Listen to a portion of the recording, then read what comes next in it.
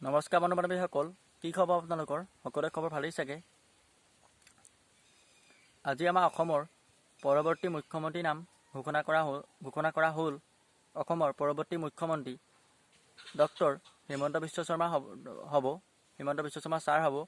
মই হিমন্ত বিশ্ব শৰ্মা ছাৰক অভিনন্দন জ্ঞাপন কৰিছোঁ আৰু তেখেতৰ অনাগত 5টা বছৰ যাতে ভালে কুশলে তেওঁ যাতে অসমখনৰ কাৰণে কাম কৰিব পাৰে, তাকে ভগৱানৰ ওচৰত প্ৰাৰ্থনা জনাইছোঁ। মই তেওঁৰ পৰা আশা কৰোঁ, হিমন্ত বিশ্ব শৰ্মাৰ শাসনকালত মই তেখেতৰ পৰা এইকেইটা বস্তু আশা কৰিছোঁ যে তেখেতে সমাজত যাতে ন্যায় প্ৰতিষ্ঠা কৰে।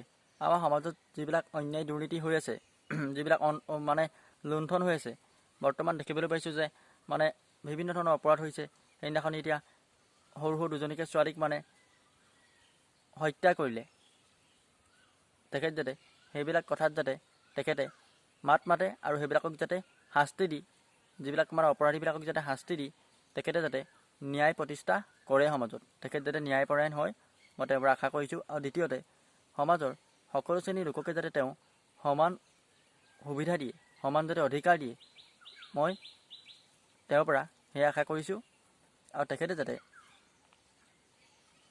আমাৰ যিবিলাক অসমৰ সমস্যা আছে, এই সমস্যাবিলাক তেওঁ যাতে সমাধান কৰিবলৈ চেষ্টা কৰে, মই তেওঁৰ পৰা সেই আশা কৰিছোঁ।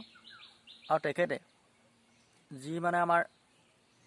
যিবিলাক আমাৰ সমস্যাক লৈ পেলাই আমাৰ অসমখন অলপ হুলস্থুল হৈ আছে, গণ্ডগোল হৈ আছে, তেখেত যাতে সেইবিলাক যাতে সমাধান কৰিবলৈ চেষ্টা কৰে, মই তাকেই তেওঁৰ পৰা কামনা কৰিছোঁ। ধন্যবাদ থাকিল। জয় আই অসম।